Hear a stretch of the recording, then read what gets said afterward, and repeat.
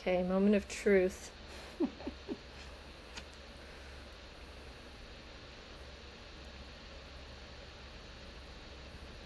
Okay, here we go.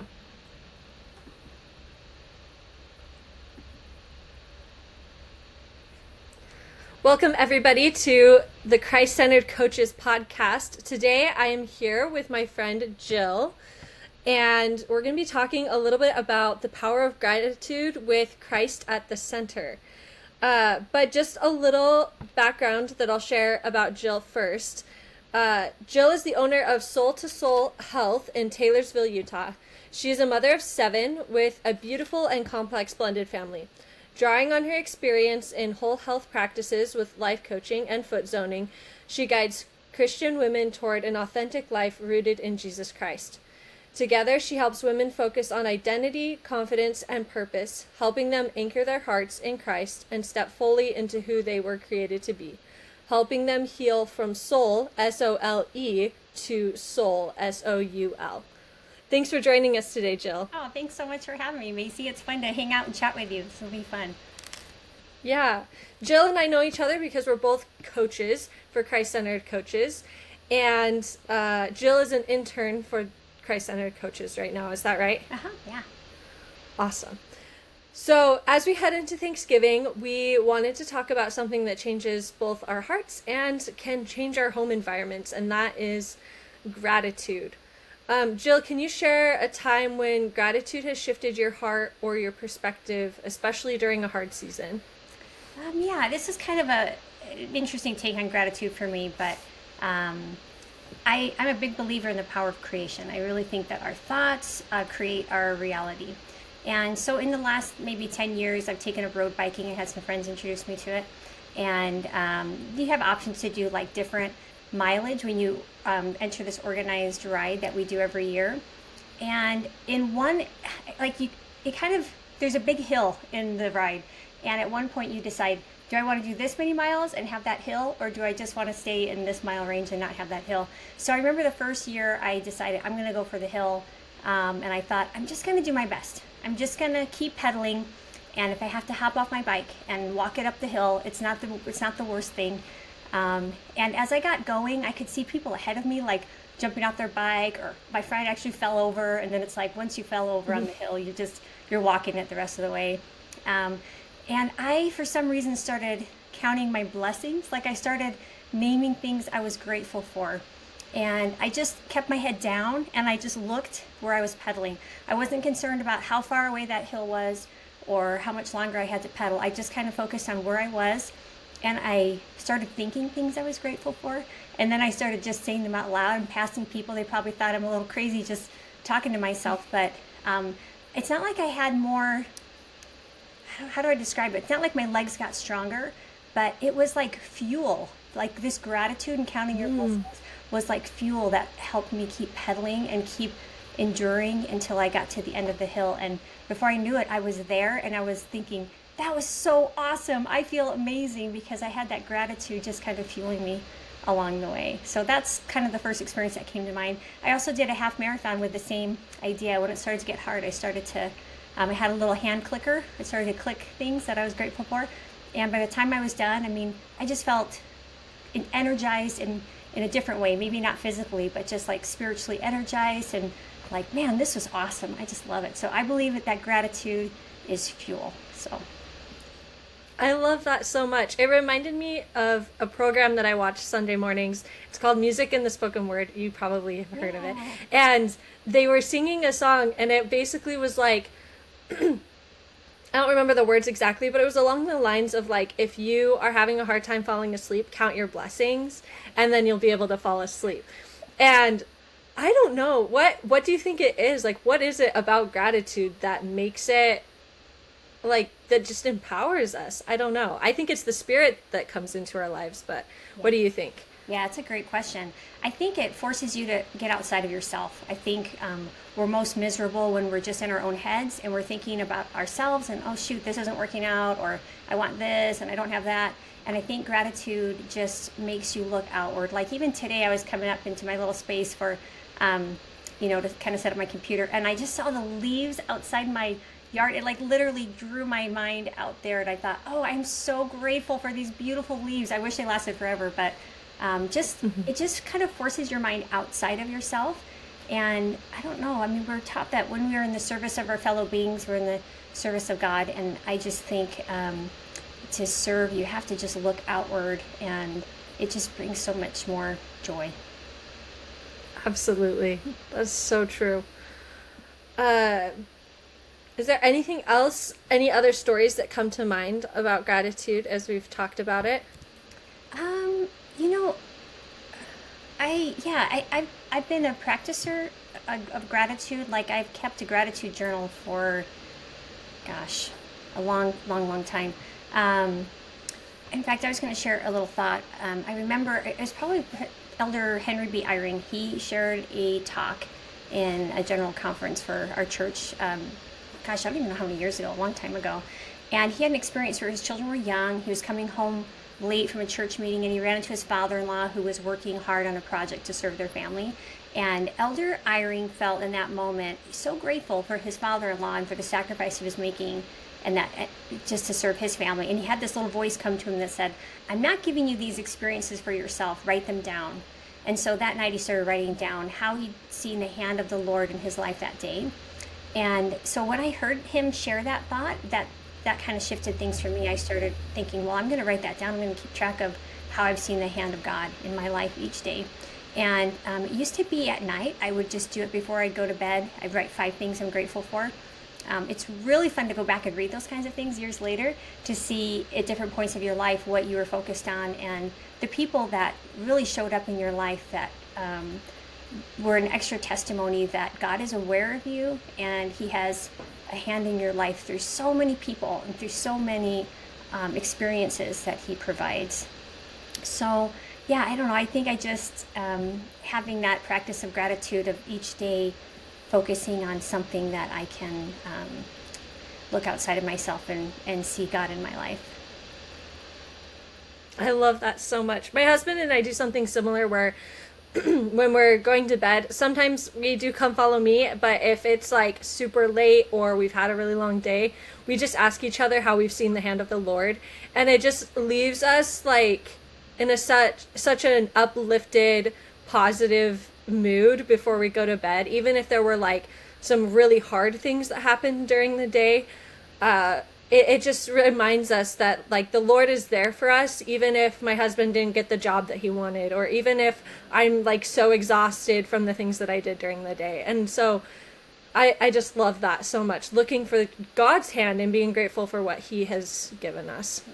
Yeah, He's the giver of all gifts, right? And everything good that comes into our lives is from Him. And so if we can take time each day to recognize that, and it's not just luck, things just don't pile on to us for luck. I just think that God is very aware of the details of our lives, and knowing that makes it a lot easier to practice gratitude, because it's not anything I've done that like, wow, look, I don't write down, gosh, I'm so grateful, I'm so amazing that I was able to do all these cool things today. I just think I'm so grateful that God helped me use my time so I could be effective in serving or in accomplishing the things that were needful for me today. Yeah, absolutely. I love that so much. So the next question that I have is, how does gratitude help us as coaches stay Christ-centered in our work? Okay, awesome. Let's see. I wrote down a few thoughts here, and I would love to share that. Let me see if I can. So how does it help us as coaches to stay Christ-centered? That's what you're asking. Well, I think that kind of what we're talking about with looking outward, when we are focused on gratitude as a coach, we're looking at ways that we can, like, we're looking outward. We're not focusing on like, wow, I helped that person overcome that challenge. That's not how it works. Like, at least with Christ-centered coaching, that's not at all how it works. We are completely reliant on Jesus Christ. Tammy, our wonderful founder and owner, she does the triangle, right? And she talks about coaching and how the client and the coach are like here, but the master coach is Christ, is Jesus Christ. And so when we practice gratitude, we're looking outward, we're inviting Christ into that session with us, and we're drawing on that Spirit to guide us and help us to ask the right questions and to know how to connect with our clients so that we can help them connect with Jesus Christ. With coaching, one big thing that we do is we invite our clients at the end of every session to make a micro commitment, something they can do to act on the things that we've learned through our coaching session. And after that micro commitment, and honestly, after a session where we've asked our client to just really open up and be really vulnerable, and they kind of like, it can be a little raw sometimes when they're bringing out some deep emotions. At the end of all of that, before we are done with our little meeting with them, is we invite them to do something that will help them practice service or gratitude. And I think they work hand in hand. So service, it just gets you outside of yourself, like we're talking about, helps you to see things a little more clearly. And gratitude, it's just like at the end of a session, you get to make that commitment. And Macey, I know you have a lot of experience coaching too. I mean, we kind of joined this journey around the same time, but you just hit it really hard. And just like watching that client like wrap up this really kind of tough or emotional session with an act that helps them look outward and focus on Jesus Christ and to express that gratitude is such a beautiful tool. I just think it's so inspired that that's the way that we end our session. It's not like, okay, see you next week. It's what can you do to express your gratitude or to look outward and be God's hands for someone else in life. So with foot zoning, I've kind of combined these practices because I've been doing foot zoning for longer than coaching, and I do something kind of similar at the end of a foot zone. I'll just thank Heavenly Father for the opportunity to help my client and say kind of a silent prayer of gratitude and healing for them, and express gratitude that they've entrusted me to help them on their journey of healing. I love that so much. That's it is so empowering to like focus on what God has given us and having gratitude for that, because the other thing that I was thinking of as you were talking is sometimes as coaches we're so worried about our own problems that are going on in our lives, and we're like, how can I possibly take on what my client is, how can I bear the burdens of my client and take on the emotional things that they're going through. And reflecting on gratitude can help us to look outside of ourselves, like you said, focus on Christ and focus on the needs of our client, so that it's not about us and our problems, it's about them, and looking to Christ to what resources we can use to help them.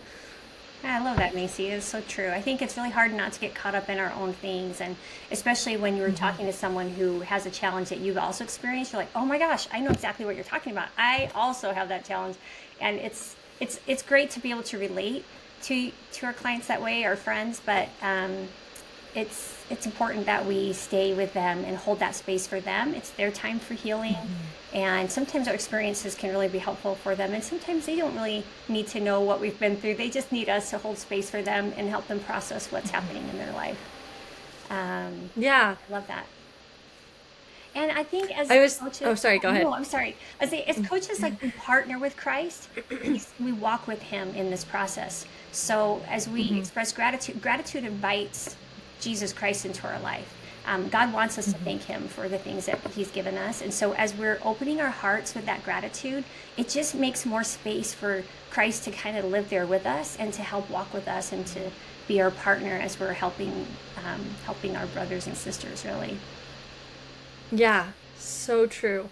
On Tuesday nights we have we have like a Christ, what's it called? Sorry, Coach's Corner. Yeah, I know. And at the end of this Tuesday, we had Coach Angela with us, and she gave a little presentation, and then she had the opportunity to coach one of the coaches in the session.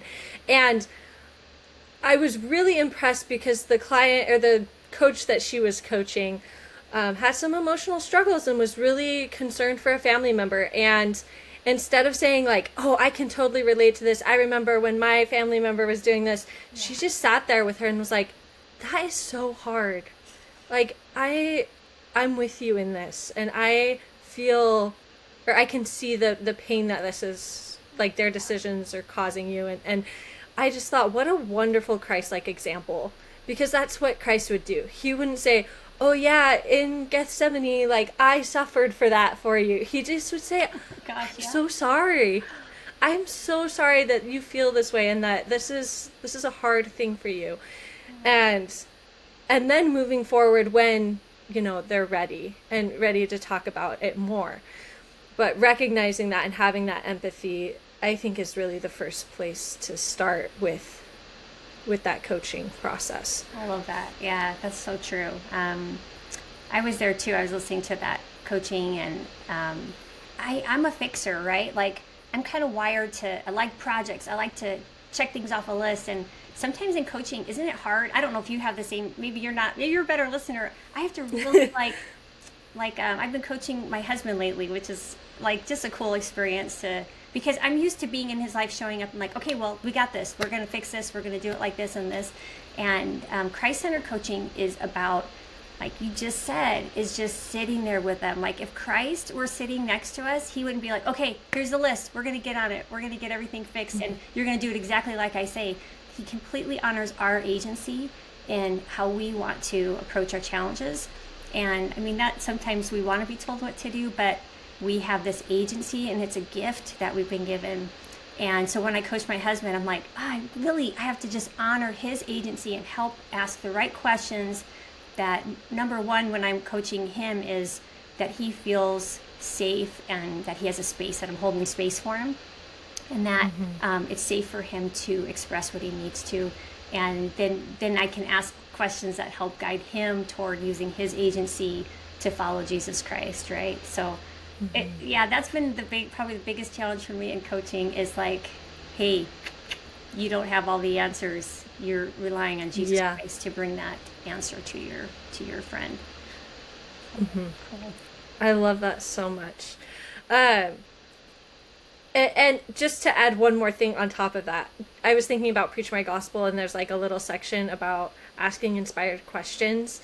And that is like the key center for me personally of coaching. Like you said, it's listening to what Christ has to say and asking those questions that can help the person do a little bit of self-exploration and maybe challenge their thinking a little bit, rather than being like, you're doing this wrong, you're doing this wrong. It's like, okay, well, how do you feel about this? How do you feel when you interact with this person? What does that like? How is it affecting you?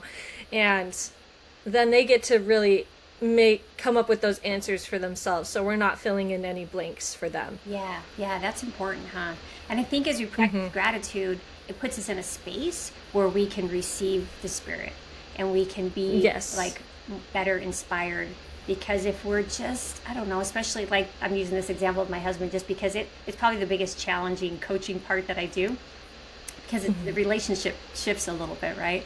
But if I can come from a place of gratitude for him, for, you know, whatever it is that is going to fuel that in my heart, I'm just going to have a better connection to receive those inspired questions, like you said, so I have the right questions to ask. Like sometimes that felt like a lot of pressure when we first started. Like, I don't know what questions I'm going to ask, right? And that's the beauty of it, is that if you are in the right space, and gratitude can help you get in that right space, the questions will come. Like God will provide what you need to help this person on their journey. And isn't it such an honor that people trust us, Macey, that they come to us and okay, I know that they're going to have the right questions to help me uncover what I need. Cool process. I'm so fascinated by the way it works. It's just it's kind of miraculous.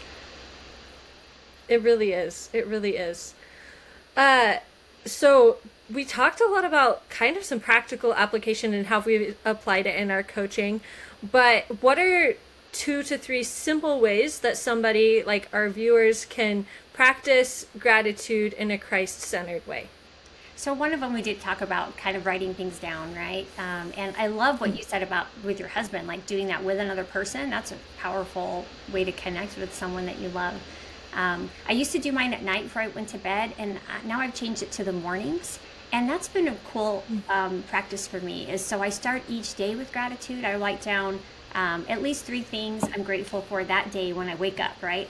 And then also 3 things I was grateful for the day before. So it just kind of helps me to kind of set the mode for my day.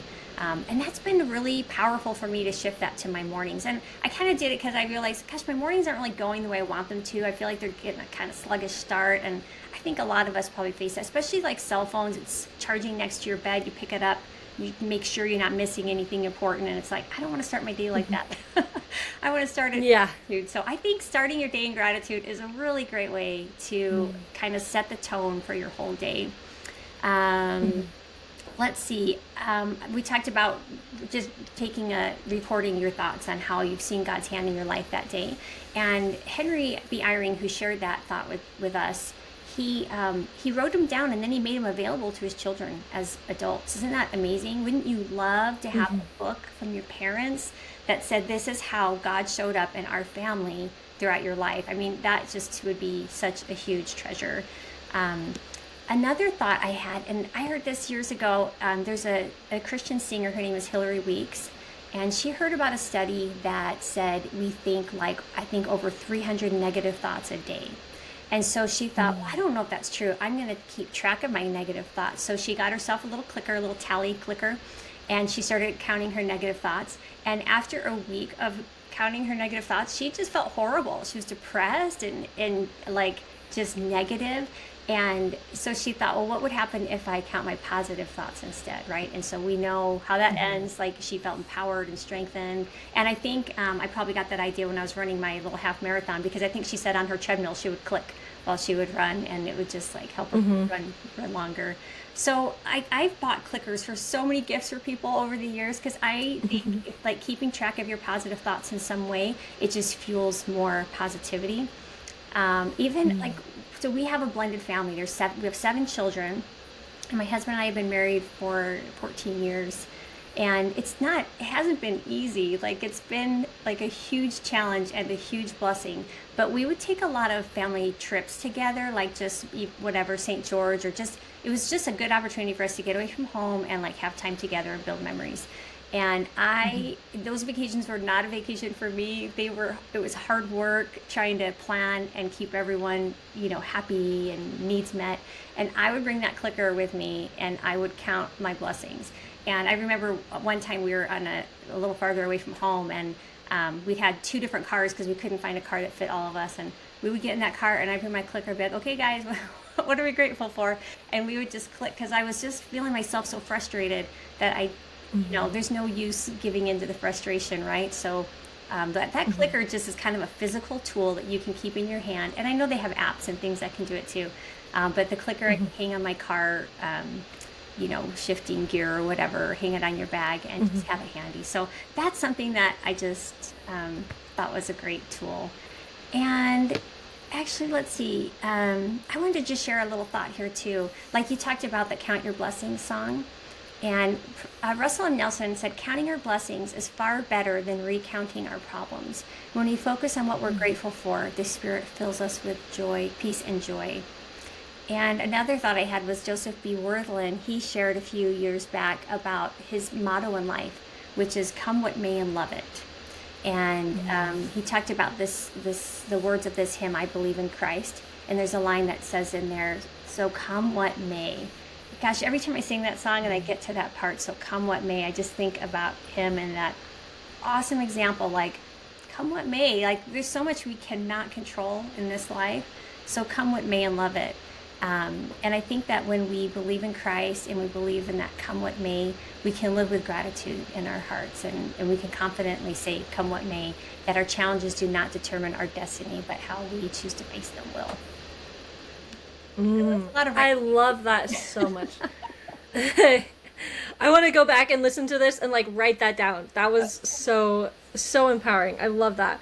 I was just thinking about the holiday season. It's coming up, and a lot of us are like, I don't know about you, but sometimes I have expectations of how it turns out, and a lot of times that determines my mood during the holidays when the expectations aren't met, or maybe I don't get the gift that I want, or, silly things. But someone says something annoying.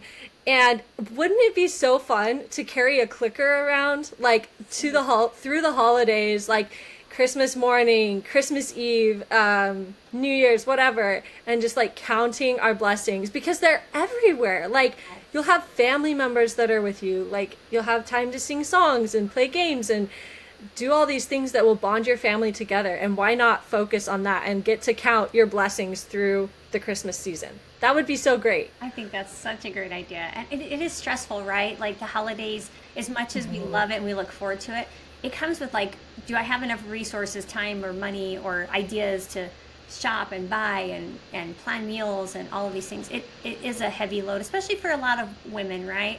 I think women are kind of the traditional caretakers in the family, right? Like we caretake the traditions of the family, and we kind of wear that as part of who we are. And so it gets kind of heavy, and you just have to focus on the good, right? Because there's going to be plenty of bad.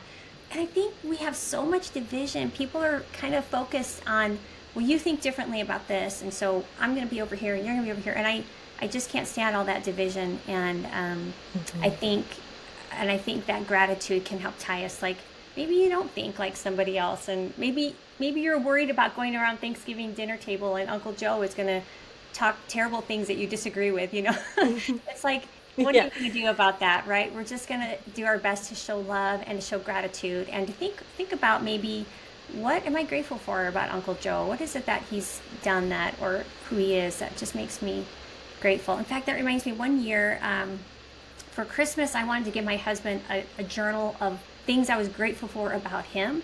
And so for the whole year, and this is like early in our marriage, so for the whole year, every day I'd write down at least one thing I was grateful for him that day. And there were some days, like in the early years of blending a family, that I was just so frustrated. And I'm thinking, oh, I'm not that grateful for him today. I just feel frustrated, and this is hard. And but having that practice of thinking about him and thinking, okay, what is something that I am grateful for him? That really did change my heart towards him. I think people show up in however we label them. And if we're labeling someone with love and gratitude, then we're probably going to notice that in them. And also they're going to show more of that. It's a creation, right? That power of creation, that we're thinking that about them, and they show up that way for us in the future. I don't know. Is that a crazy thought? No, that totally makes sense. And I think that's because we're looking for better things in them. Yeah. Instead of looking for Uncle Joe's like negative traits, we're looking for Uncle Joe's positive traits and how often they're showing up. Yeah, it's so that totally makes sense. Powerful, huh? Yeah. One of our viewers asked if we have a link for your favorite clicker. Where did you get your clicker from? Oh, I know the Hillary Weeks website a long time. We used to sell them, and I bought my first ones there. And then, honestly, Amazon came along, and we're just, we just use the convenience of getting a clicker. Any clicker will work. You can see, I think Hillary Weeks had special stickers that you could buy too to personalize them, which I thought was fun. But I gave away so many, and I just was looking kind of for more of a bulk deal, like with young women. Yeah. As a young women's leader, I've given those out in classes and girls' camps, and things like that. But I would just buy stickers at the craft store that would fit kind of the shape of the clicker, and let the girls decorate them sometimes. So fun. Okay, I love that. Okay, we've talked a lot about how coaching is connected to Christ. And at Christ-centered Coaches, we believe that gratitude opens hearts to revelation and healing. When we coach through Christ, gratitude helps clients shift from fear to faith, seeing their life through the lens of hope. And we talked about that already, kind of the gratitude and service. And ultimately that we as coaches are not in charge of the results. We just guide others to find their own answers through Him. Do you have any other thoughts or experiences that you would like to add onto that topic? As coaching and how we invite Christ and use that gratitude, I know we have talked a lot about that. I'm sure there are more thoughts in that. I don't know, maybe even just a practice before you coach, right? Would it be fun to write down some things you're grateful for that person that's coming in, or even just have a quick little exercise of gratitude. So when you start your coaching session, you're starting with a grateful heart. That could be sometimes, we're busy too, right, with our family lives, and sometimes we're racing from one thing to another. And I think getting in the right space before we coach is really important. Stopping to make sure you have a prayer and that you're inviting the Spirit, and you're calm. I tend to kind of run a little higher up here with my energy, like a little, I don't know, just running around doing more than I probably, I don't, right? We just kind of overcommit ourselves sometimes, but there's so many good things to be involved in. So before a coaching session, you can just take a couple minutes to just make sure that we are still, right? Just be still for a moment and practice a moment of gratitude, some deep breathing for ourselves. I know a lot of times we lead our clients with that, right? When we start off a session, we try to help them get in a good space with some deep breaths so that they can kind of pull out what's in their heart and talk about the things that are important to them. And so we could do that too as coaches. We just need to slow down and be still, take those breaths, and maybe write down some things you're grateful for, or maybe click a few things you're grateful for, whatever it is that counts for you. I love that so much. In fact, I will be taking that into my own coaching because I think that would help me be a more effective coach for sure. I love that. Yeah, I think that could help me too. I can't say I'm perfect at that. These are all good things to do, and we're learning and growing and experiencing life. Life is challenging, it's tricky, and we have to just keep tweaking, right, to find what is it that's going to work the best to help us be one with Christ so that we can help others come to Him. Perfect. Yeah, I love that so much. All right, so as we close, we just want to invite listeners to reflect in your own life. What are you grateful for today? And even if it's hard to think of something, if you're having a really hard day, just try to think of one thing that you are grateful for. And then also, like we talked about, where have you seen Christ's hand in your life this week? If you are interested in learning more about Christ-centered coaches, we have a Christ-centered coaches certification program, and you can go to our website, www.christcenteredcoaches.com. And if you've ever felt called to use your gifts to lift others through Christ-centered coaching, we'd love to help you take the next steps. You can also text Coach Tammy at 480-390-4520 to learn more. Thank you so much, Jill, for your time with us and your wisdom and your stories and experiences. I've been edified, and I know that a lot of people left comments in the live video that they've been edified as well. So thank you. You're awesome. Hey, can we end with like a quick speed round of 3 things we're grateful for? I'll go, you go. Yes. Turns. Okay. So today. Okay, wait, back and forth? Yeah, back and forth. Let's do it. Ready? Okay. So today, I'm so grateful for my silly little golden doodle. It's his 4th birthday, and he just gets excited every time we say the word birthday. So I'm so grateful for him. Okay, your turn, Macey. Okay, I am so grateful that I had the motivation to get up and go to the gym this morning, even though I'm pregnant and tired. You're amazing. Okay, and I am so grateful that I get to go and babysit my grandbaby today. I'm so excited. She'll be awake, no naps, and I just get to play with her on the floor for a few hours. So fun. That's so fun. I'm so grateful for my husband who goes to work every day, and he gets up at 5:20 in the morning and rolls out of bed and goes to work, even though it's hard and he wants to just sleep in. He just keeps getting up and he just keeps going to work, and I love him for it. I love that, Macey. That reminds me how grateful I am for my husband, who does the same thing every day. He's getting tired. He's been working for a long time. But he gets up and he goes and he serves other people all day, and he helps heal people also in his job. So it can be exhausting. I'm so grateful that he's done that for so many years and provided for our family and all the people that work with him. It's just such a great thing to see. So thanks. You've got one more. Ooh, okay. I am just grateful that I can be here on this podcast. I know that sounds so cliche, but I was telling you before we started that podcasting is hard for me sometimes, and natural conversation can be hard sometimes, but I've really felt this spirit, and I've felt Christ's hand through our interview, and so I'm really grateful for that. Oh, me too, Macey. Thank you so much for taking time to do it. You're awesome. You just make things a lot easier for the rest of us, because you just make us feel comfortable and at home. So thank you for your gift in that. Thank you so much.